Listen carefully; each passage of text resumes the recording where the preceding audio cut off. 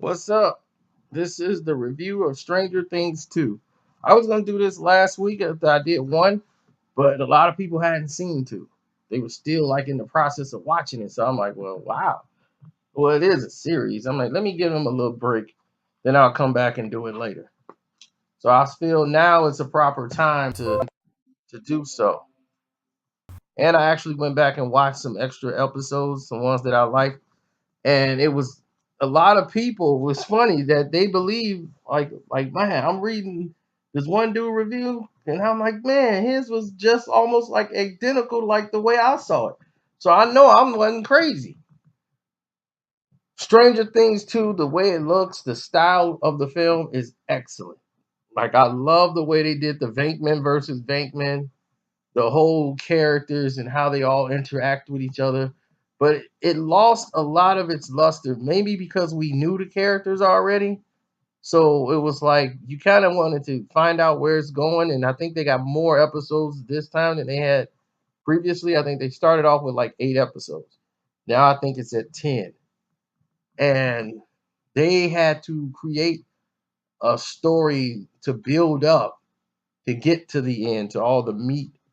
So we had to go through a lot of vegetables and a lot of spinach and broccoli, which I thought was just wasted opportunities that never came, seemed like amounted to anything.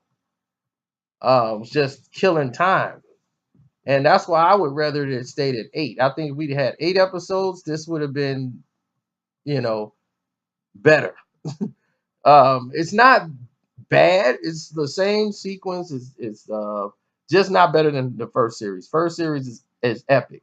That is a classic series all the way from beginning to end.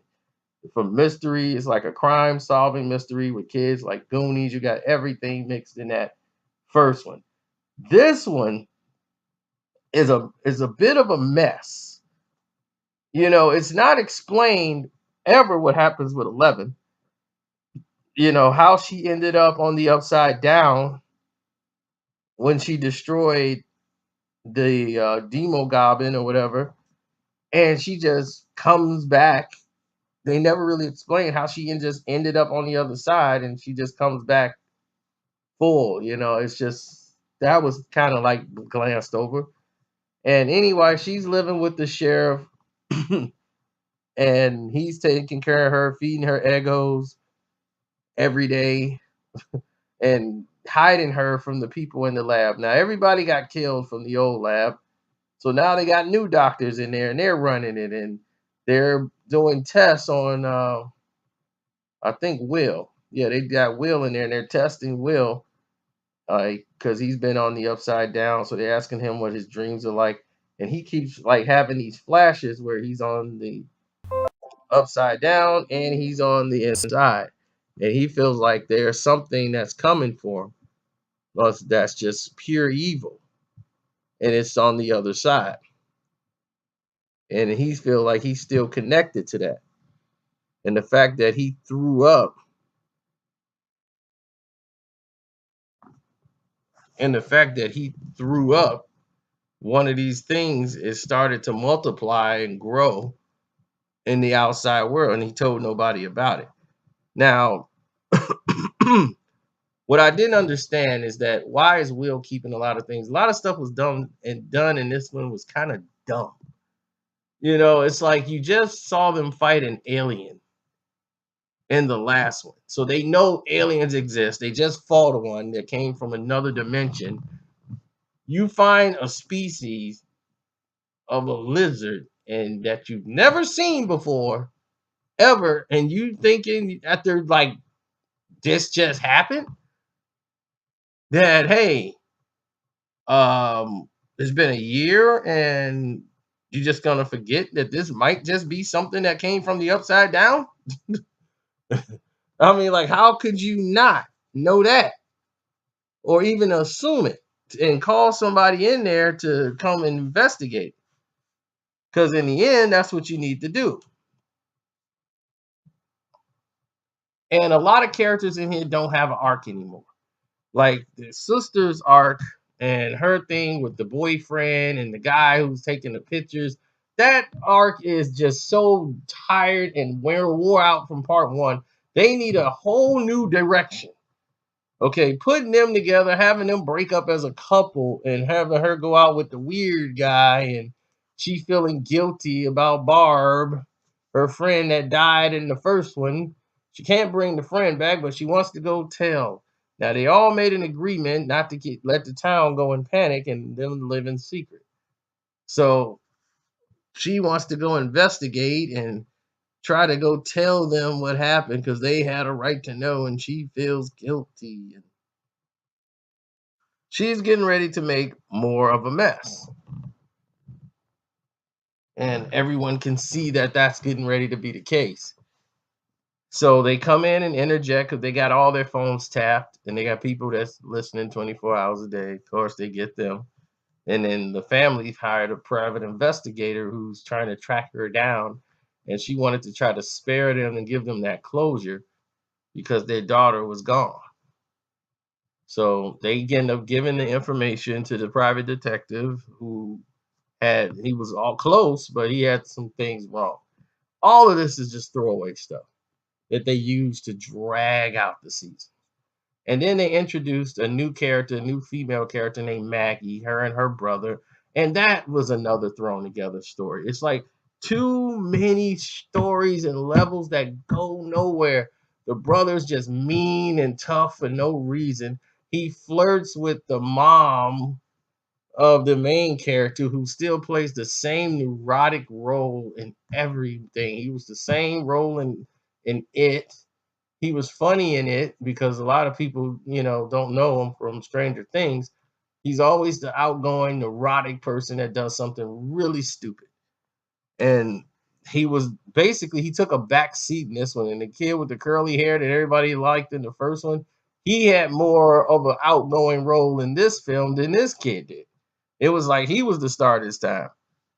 And he was the one, D'Artagnan, and babysitting the little worm thing that end up growing big and becoming a problem and start eating things. And now pretty soon it's going to start eating people. And now it's a bunch of them. So it's obviously they were multiplying somehow. And it was a lot of them, and they were digging underground. And the lab think that they're trying to find a way to close the hole by burning it to try to keep it from growing. It was growing under the ground, so they couldn't even see it, but it was killing crops and killing everything in its path. So it was already in the town, just branching out like roots. So they had to go in there and do their deeds to try to get in there. Then Will goes and tries to fight this thing head on in the upside down. It gets inside his body, and now it's in the outer world, but it's inside Will's body. And this is like the main one, the brain of all of them. So it was a wild, very wild Stranger Things 2. But the last 2 or 3 episodes made up for the entire episode. I love the last episode. I went back and watched the last 2 episodes and just was like, this is what I'm talking about. Because that's what I wanted to see. This is why I came to see Stranger Things. This is like, okay, now the show takes place. Now it's kicking off. That's all I was trying to get to. I'm like, look, we just want to get to the meat. All these other subplots that go nowhere. The angry brother whose dad is really strict, beating on him, and all this stuff was the really reason why he takes it out on everybody. We've seen that before.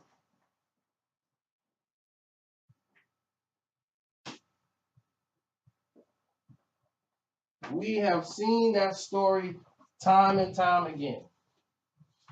Like it's gonna get tiring pretty soon because we've heard it so much.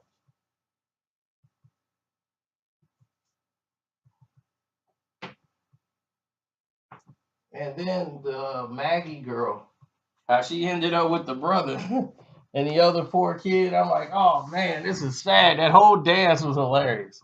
How those two ended up hitting it off because she beat they score and Dig dug.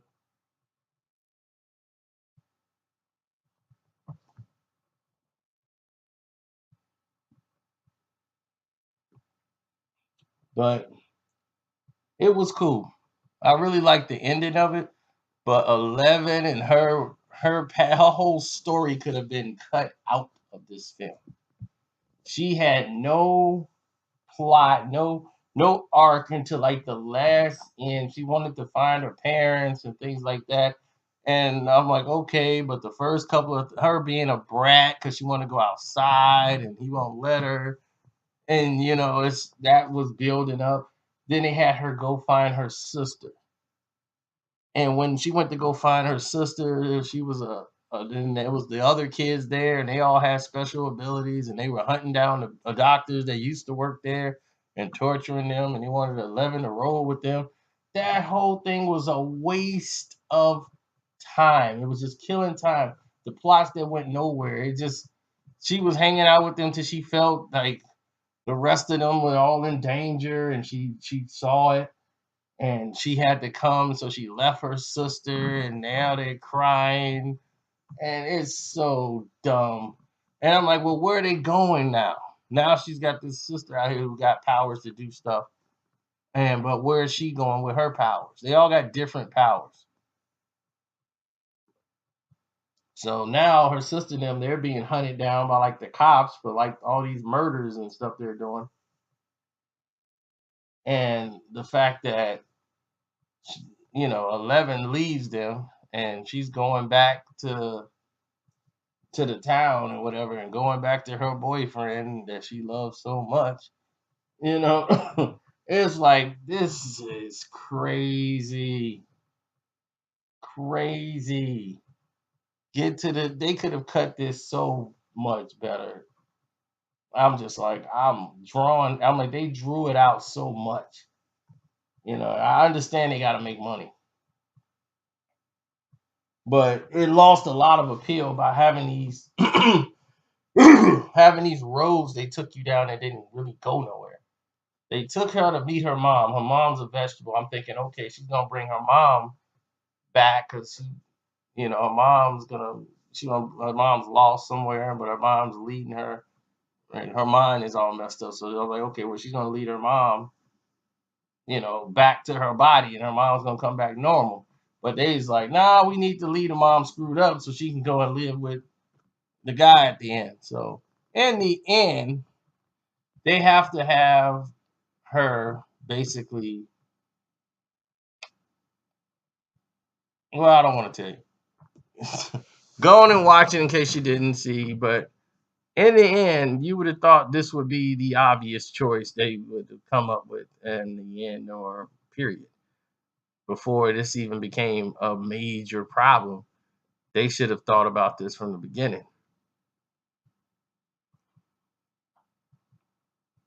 And then they had to figure out a way how are they going to save Will again. It's always Will that's like he's sick and everyone or he's been kidnapped by the aliens, so it's always him that's out of the picture, and everybody else is. Why now the writer's still the same neurotic mom with the son that's sick or missing, and she's got to try to my son, my son. She's just out of her mind, and it's just too much. Too much. It's like you could deal with that for a little bit, but not every episode. So for 2 seasons, she's right back in the same neurotic position she was in the first one. It's just nuts. So I'm out. I'm if I had to rate it on the scale of 1 to 4, I give it a 3. I give it a 3. The ending is amazing. The last 2, 3 episodes are amazing. Period. You will like it. I'm out.